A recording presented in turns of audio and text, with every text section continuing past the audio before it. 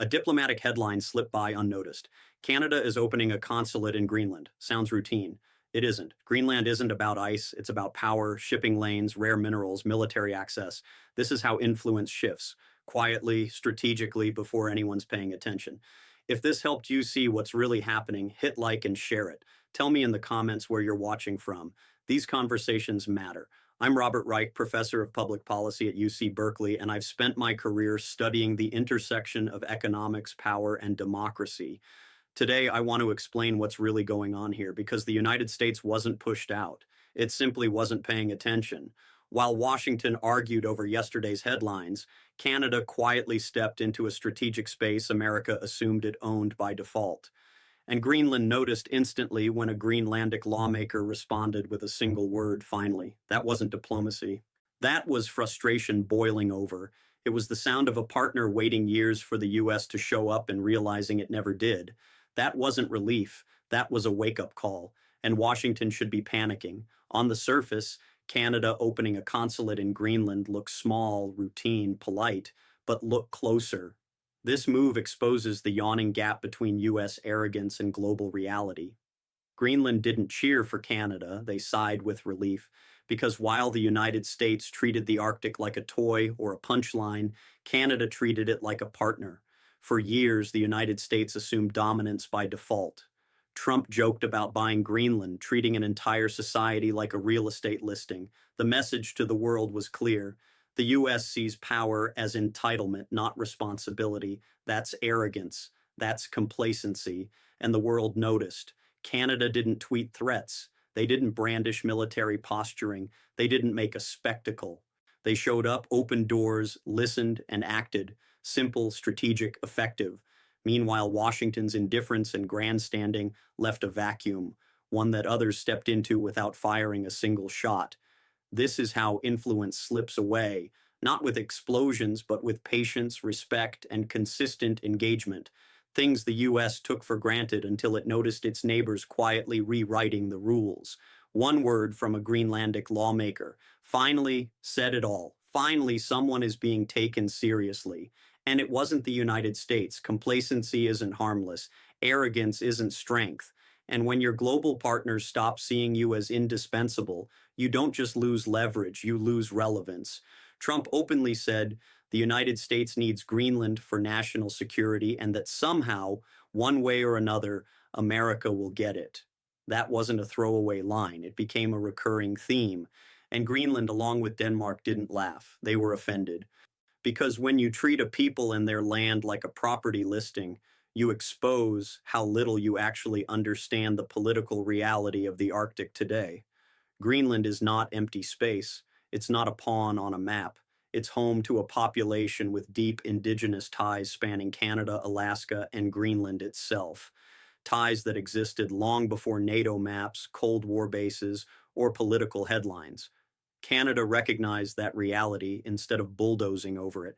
By opening a consulate, Canada didn't make noise. They didn't stage a spectacle. They sent a signal. A senior Canadian minister traveled north not to perform, but to institutionalize influence. Quiet, persistent, effective. This is Geopolitics 101. Boring moves win, brash tweets don't. Meanwhile, the US, obsessed with theatrical gestures and headlines, continues to treat the Arctic like a game it already owns.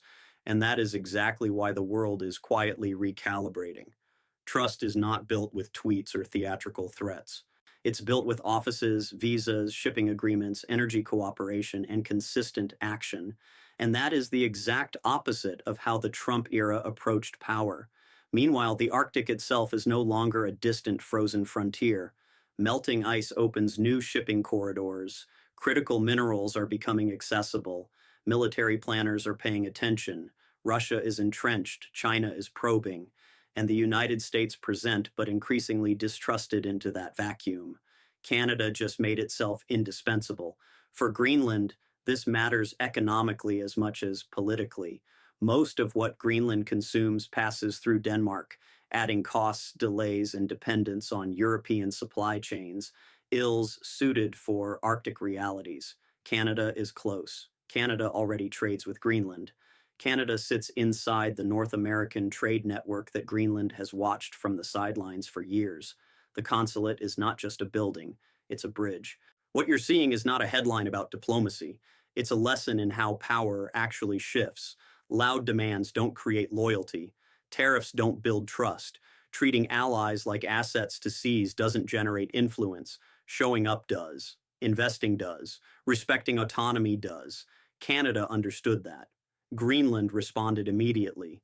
Meanwhile, the US, distracted by bluster, nostalgia, and theatrical politics, is only now realizing influence in the Arctic is slipping, not because it was taken, but because it was neglected. And here's where it deepens. Denmark itself, technically responsible for Greenland's foreign affairs, is now openly pushing back. Danish officials have raised concerns about American actors linked to the Trump ecosystem attempting to influence Greenlandic politics from the inside. Complacency has consequences, and the Arctic is proving it, not with tanks, not with bases, but with networks, messaging, and quiet influence. Denmark treated U.S. maneuvers not as routine politics, but as a breach of trust. In NATO, unity is supposed to be built on respect, not covert games. Meanwhile, Canada did something almost radical in today's political climate. It invested in capacity instead of spectacle. While the U.S. leaned on tariffs, threats, and transactional diplomacy, Canada built energy infrastructure, expanded clean industrial production, and strengthened ties with partners who prioritize long-term stability. The difference is now visible in the Arctic. Greenland is signaling loudly without saying much. Its leaders want deeper integration with North America's economic system. They've watched NAFTA evolve into USMCA from the sidelines, observed supply chains form, and industrial ecosystems stabilize south of them, all while remaining dependent on distant European logistics. The Canadian consulate isn't about annexation. It isn't about dependency. It's about integration on terms that are negotiated, strategic, and durable. This is the exact opposite of how the Trump worldview sees international relations. In that frame, power is seized, markets are coerced, and alliances are measured by obedience. But economies don't work like that. They rely on predictability, infrastructure, and trust. Canada gets this. Its Arctic moves aren't just diplomacy, they're climate-era industrial strategy. Europe is rolling out carbon border tariffs that punish high-emission goods, reshaping trade whether Washington likes it or not. Canada already produces aluminum and energy with relatively clean power. Denmark invests in renewables. Greenland sits at the crossroads of it all. The U.S. tariffs were supposed to pull investment stateside. Instead, they pushed Canada to reindustrialize on its own terms. Public investments in energy, grid stability, nuclear development, and industrial security are surging. These aren't abstract policies. They determine where factories are built, where jobs exist, and who controls critical supply chains. When Canada builds reactors and transmission lines, it isn't just generating electricity, it's generating leverage. When it opens a consulate in Greenland, it isn't just issuing visas, it's cementing influence in the Arctic. While Washington scrambled, Canada isn't just opening a consulate in Greenland, it's embedding itself into the future logistics of the Arctic. Greenland's positive response isn't casual, it's a clear message.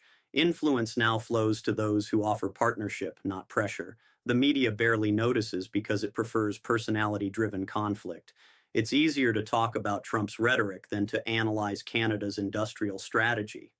It's easier to frame this as a diplomatic curiosity than as a structural shift in North American power. The real question isn't why Trump is upset. It's why Canada saw the moment coming while Washington slept. This pattern isn't unique to the Arctic. Everywhere, states rely on confrontation over capacity. Loud power fades while quiet builders accumulate influence. If you want to know where global power is really heading, stop watching speeches. Watch supply chains, energy infrastructure, and investment in long-term stability. Look at who is protecting workers while reducing risk for investors, and who is chasing headlines. The answers reveal more about the next decade than any press release ever will. Because this isn't abstract. Economic integration shapes jobs, controls resources, and stabilizes communities when shocks hit. When trade flows are predictable, families can plan. When influence is earned quietly, nations get leverage and the U.S. is running behind. When energy is affordable and reliable, industries thrive. And when alliances are built on mutual interest instead of coercion, smaller economies don't have to choose between dignity and survival. Exactly what Canada understood with its move into Greenland wasn't waiting for Washington. It was waiting for a partner who respected its autonomy and offered tangible economic benefits, a fundamentally different theory of power than what the US has been operating under. Capital flows towards stability. Firms invest where costs are predictable, resources are accessible, and regulations don't swing with the latest headline, while workers build lives where jobs aren't disrupted by political theater. The US treats trade policy as a weapon and diplomacy as a loyalty test, creating uncertainty that drives both capital and labor to hedge their bets. Canada didn't need to outmuscle Washington, it outplanned it.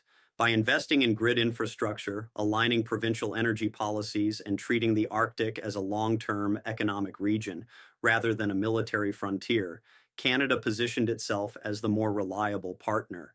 This isn't morality, it's market logic. For working people on both sides of the border, this means skilled jobs that cannot be offshored, reduced risk of sudden supply disruptions hitting wages and prices, and a path toward economic integration for Greenland that doesn't require surrendering sovereignty. Canada isn't just building a consulate, it's building leverage, stability, and trust, while Washington is only now realizing what it missed. Contrast that with the American approach during the Trump years. Tariffs raised costs for manufacturers and consumers alike. Trade uncertainty made long-term planning impossible, and diplomatic chaos meant even close allies could not count on continuity. That environment rewarded financial speculation over industrial production, benefiting traders more than workers, and weakening the very industrial base it claimed to defend. When capital senses chaos, it either demands higher returns or leaves. Canada offered something different: boring reliability.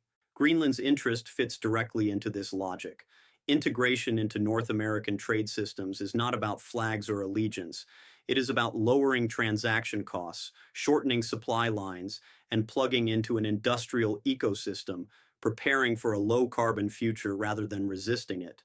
From a material standpoint, this is simply rational. The media narrative often fails by framing Trump's fixation on Greenland as a personality quirk, obscuring the deeper institutional failure.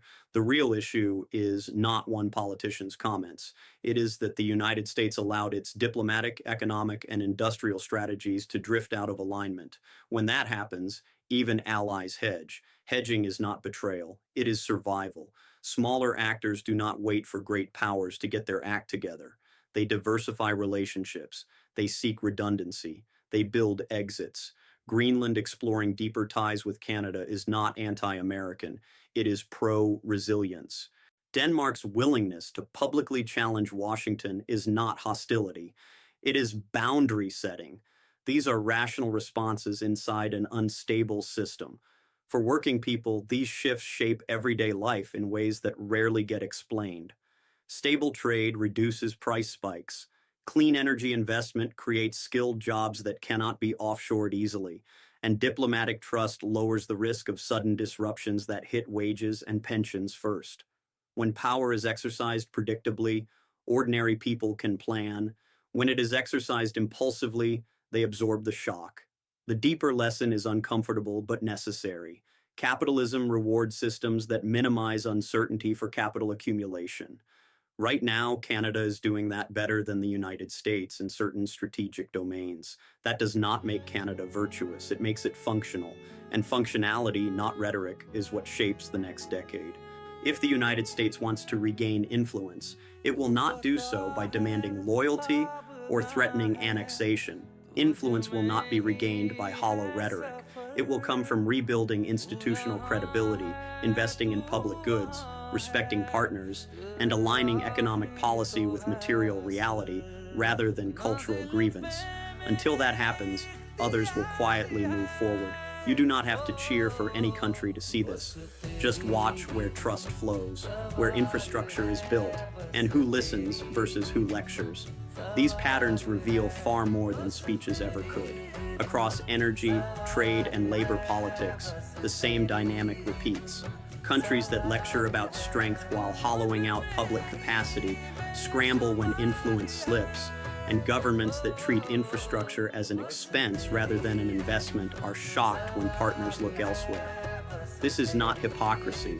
It is structural blindness most visible at the edges of empire, where neglect feels safe but becomes dangerous.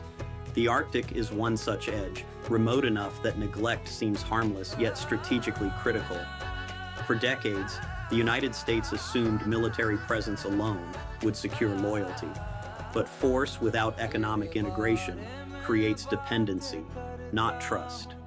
Canada recognized that influence in the 21st century is as much about logistics as defense. What makes this especially revealing is how quietly it happened. No crisis, no emergency summit, no dramatic rupture, just a clear-eyed understanding that the window was open and that showing up mattered. That is how competent states operate. They do not wait for collapse. They move early, incrementally, and with an eye towards systems rather than headlines. The United States, by contrast, has spent years turning governance into performance, trade policy as a stage for grievance, diplomacy as a test of dominance, energy policy as a culture war. In such an environment, long-term planning collapses, bureaucracies hollow out, expertise drains away, and allies notice that continuity is gone. And when continuity disappears, so does trust. This is not about whether Trump personally liked Greenland or whether future administrations will walk back his rhetoric. The damage comes from signaling unpredictability. Markets price it in. Governments hedge against it. Smaller regions like Greenland look for partners who feel boring and stable rather than powerful and volatile. Canada benefited from that shift, not because it schemed, but because it offered the opposite signal. For working people watching from the outside, it may seem abstract, but the consequences are concrete. When supply chains are stable, shelves stay stocked and prices fluctuate less. When energy systems are built deliberately and publicly, jobs last longer and communities hold together. When diplomacy reduces friction, shocks are absorbed instead of passed down. These are not elite concerns. They are the difference between security and precarity, and the lessons are not mysterious. Infrastructure pays for itself. Public investment crowds in private investment. Trust lowers transaction costs. And cooperation beats coercion in complex systems. Yet political systems built around spectacle keep rediscovering these truths the hard way. So when outrage arises over Canada outmaneuvering the United States or Greenland defying expectations, resist framing it as drama. This is not about humiliation, it is about incentives. The system rewarded the actor that reduced risk and punished the one that increased it. That is how capitalism works, whether we like it or not. The real question is whether the United States will learn from this or double down on the habits that caused it. Will it rebuild capacity, invest in energy, logistics, and trust? Or will it keep mistaking noise for power? These choices matter far more than any single consulate.